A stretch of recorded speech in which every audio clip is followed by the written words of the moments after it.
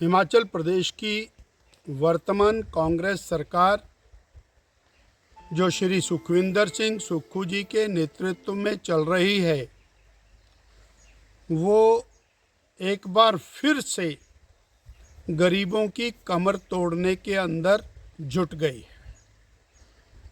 जहां पिछले सवा तीन साल में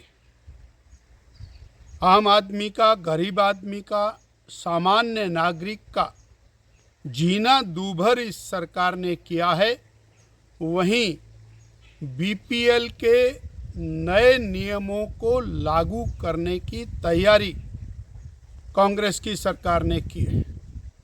और ये जो बीपीएल के नए नियम हैं, इन नियमों के इम्प्लीमेंट होने के साथ ही बड़ी मात्रा में वो लोग जो बीपीएल कैटेगरी में वर्तमान में हैं और उनकी संख्या में बड़ी गिरावट आने वाली है, यानी जेन्युइन लोग जो नितांत गरीब हैं, वो लोग भी बीपीएल की कैटेगरी से बाहर निकल जाएंगे।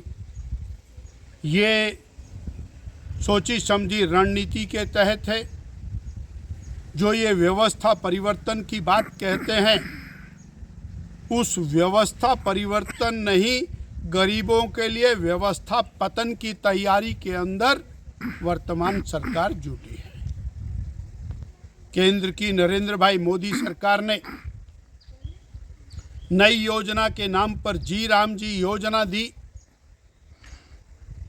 जिसके अंतर्गत गरीबों के लिए 125 दिन की दिहाड़ी का प्रावधान है और अनेक प्रकार की सुविधाएं उन लोगों को, दिहाड़ीदार लोगों को उसमें उपलब्ध कराई गई। परंतु प्रदेश की सरकार जिस तरह मनरेगा के अंदर अपना हिस्सा ना डाल करके मनरेगा के लाभ से हमारे ग्रामीणों को, गरीबों को वंचित रख रही थी और उसका ठीकरा केंद्र सरकार पर फोड़ रही थी, उसी तरह से जो जी राम जी योजना है उसके बारे में भी ये अनर्गल बयानबाजी करके वास्तव में गांव के गरीब के साथ अन्याय कर रहे हैं। और केंद्र की सरकार ने आपदा की दृष्टि से आपदा प्रभावित गरीबों के लिए जो हजारों करोड़ रुपए की राहत दी है, उस राहत को भी लोगों तक पहुंचाना ये मुनस्सर नहीं कर रहे हैं। उसकी बंदर बांट हो रही। हम आरोप लगा रहे हैं कि आपदा का जो पैसा है उसकी बंदर बांट हो रही है। जहां पर वो प्रभावित लोग हैं वहां पैसा लगना चाहिए, वहां नहीं लग रहा। प्रभावित परिवारों को मिलना चाहिए, नहीं मिल पा रहा। और प्रभावित क्षेत्रों के अंदर विकास नहीं हो रहा है।